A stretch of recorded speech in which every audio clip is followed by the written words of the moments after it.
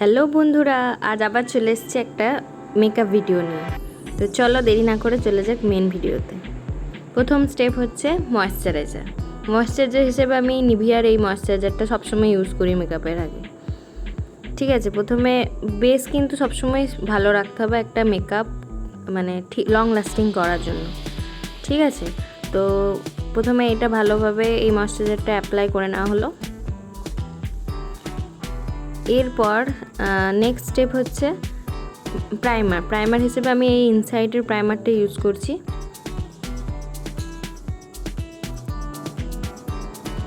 প্রাইমারটা আমি সাধারণত যে এরিয়াগুলোতে বেশি আমার মানে ওপেন পোর্স আছে সেইগুলোতে আমি বেশি ইউজ করি। তো এরপরে প্রাইমার হয়ে গেল। প্রাইমারও লং লাস্টিং করতে সাহায্য করে। আইলিডের ওপরেও একটু প্রাইমার লাগিয়ে নিচ্ছি। এরপর আমি মামা আর্থের ফাউন্ডেশনটা ইউজ করছি। মামা আর্থের এটা আমার শেডটা হচ্ছে নিউড গ্লো, কিন্তু এটা এক শেড লাইটার আমার স্কিন টোনের থেকে। তো এটা ডট ডট ধরে আমি ফিঙ্গারে অ্যাপ্লাই করে নিচ্ছি। কোনো ব্রাশ বা কি বিউটি ব্লেন্ডার আমি ইউজ করিনি, তোমরা চাইলে ইউজ করতে পারো। আর কনসিলার হিসেবে আমি ওই মেবলিন ফিট মি কনসিলারটা ইউজ করছি, সেট হচ্ছে মিডিয়াম।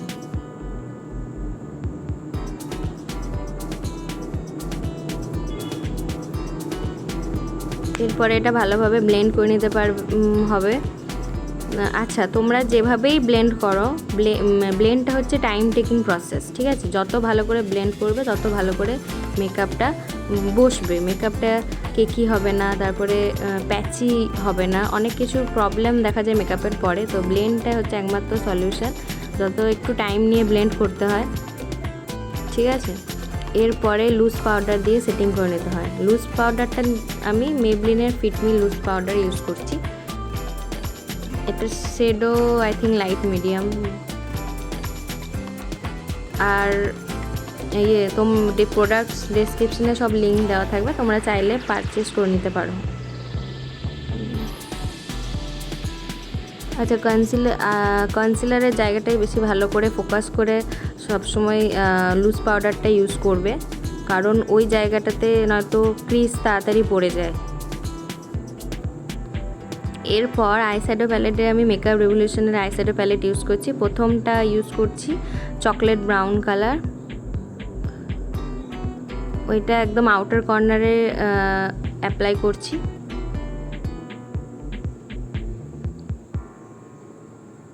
আউটার কর্নারে ভালোভাবে অ্যাপ্লাই করে নেওয়ার পর এরপর পরের নেক্সট কালারটায় আমি একটা গোল্ডেন শেড ইউজ করব। এই দেখো গোল্ডেন শেডটা এরপরে ইউজ করছি।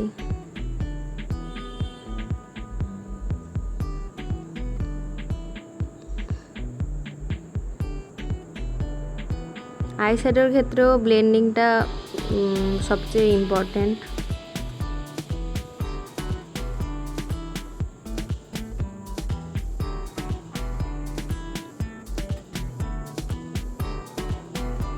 এরপর একটা ব্লেন্ডিং ব্রাশ নিয়ে ভালোভাবে ওই জায়গাটা ব্লেন্ড করে নিচ্ছি, যাতে কোনো হার্শ লাইন না থাকে।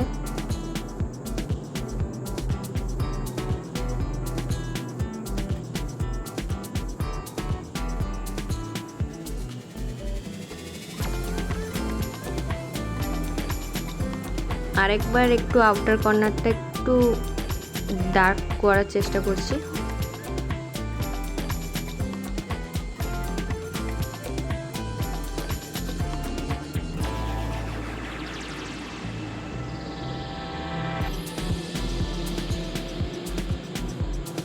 মনে হচ্ছে হয়ে গেল। এরপরে নেক্সট স্টেপ হচ্ছে আইলাইনার হিসেবে ল্যাকমির এই আইলাইনারটা ইউজ করছি।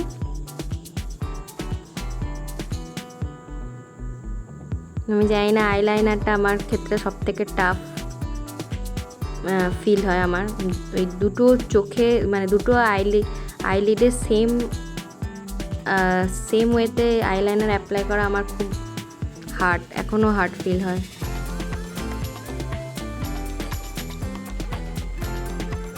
প্রত্যেকবারই কিছু না কিছু এখানে আমার গন্ডগোল হবে আইলাইনার।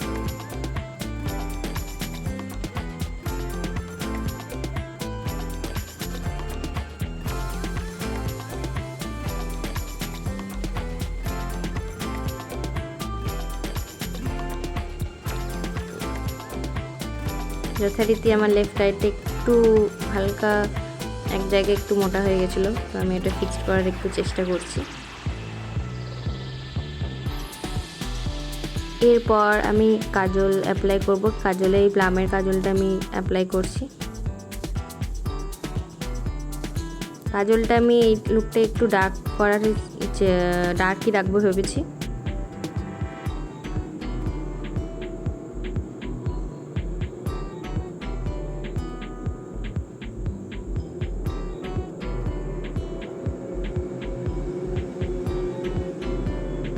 আচ্ছা, এই লুকটাই আমি ভাবলাম ইনার কর্নারে আরেকটু এক্সটেন্ড করব কাজলটা, যাতে একটা অ্যালমন্ড শেপের মতো আইটা আসে।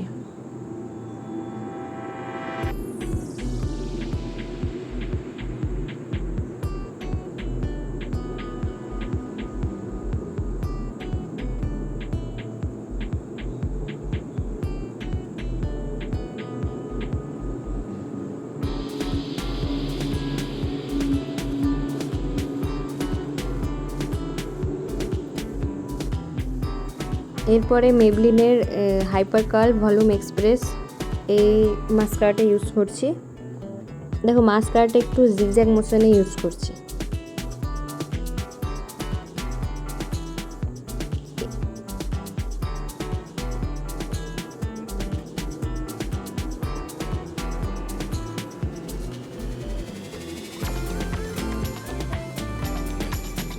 নেক্সট স্টেপ হচ্ছে আমি কন্ট্রোল করব। কন্ট্রোলটা ওয়েট অ্যান্ড ওয়াইল্ডের একটা আইশ্যাডো প্যালেট আছে, ওখান থেকে একটা ব্রাউন শেড নিয়ে নিচ্ছি। এটা আমি এইভাবেই কন্ট্রোলটা সাধারণত আমি ইউজ করি।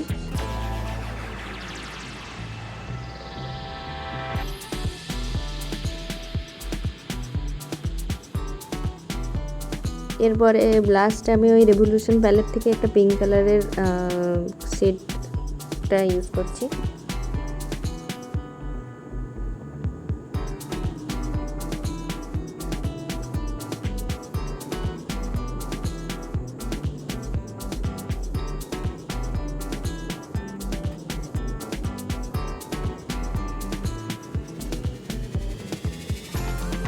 তারপরে এই আইশ্যাডো প্যালেটটা থেকে একটা শিমার শেড নিয়ে ওইটাই হাইলাইট হিসেবে ইউজ করছি।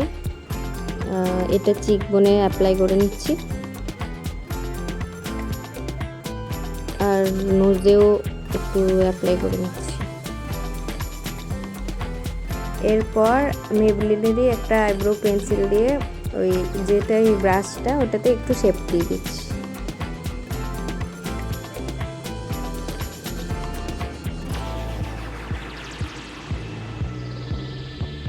এরপর হচ্ছে সুইস বিউটির একটা লিপ লাইনার, এটা আমি লিপটাকে ড্র করে নিচ্ছি।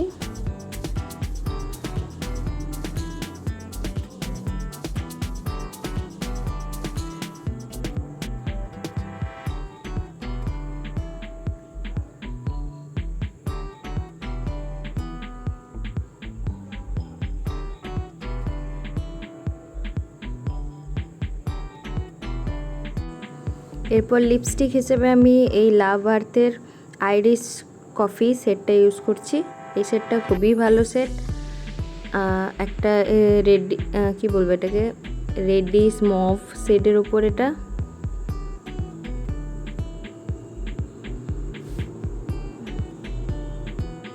সরি রেডিশ না, এটা ব্রাউনিশ মভ শেডের উপর। যাই হোক, এরপর লাস্ট স্টেপ হচ্ছে এই মেকআপ সেটিং স্প্রে, এটা মার্সের। এটা খুব ভালো একটা মেকআপ সেটিং স্প্রে, দেখতেই পাচ্ছ একটা গ্লো চলে এসছে স্কিনের মধ্যে। যাই হোক, এবার তোমরা ফাইনাল লুক দেখে নাও। এই লুকটার উপরই আমার একটা শর্টস আছে, তোমরা গিয়ে চেক আউট করে নিতে পারো। তো তোমরা জানিও বন্ধুরা কীরকম লাগলো, আর ভালো লাগলে চ্যানেলটাকে সাবস্ক্রাইব করতে ভুলো না। চলো আজকের মতো এখানেই, টাটা।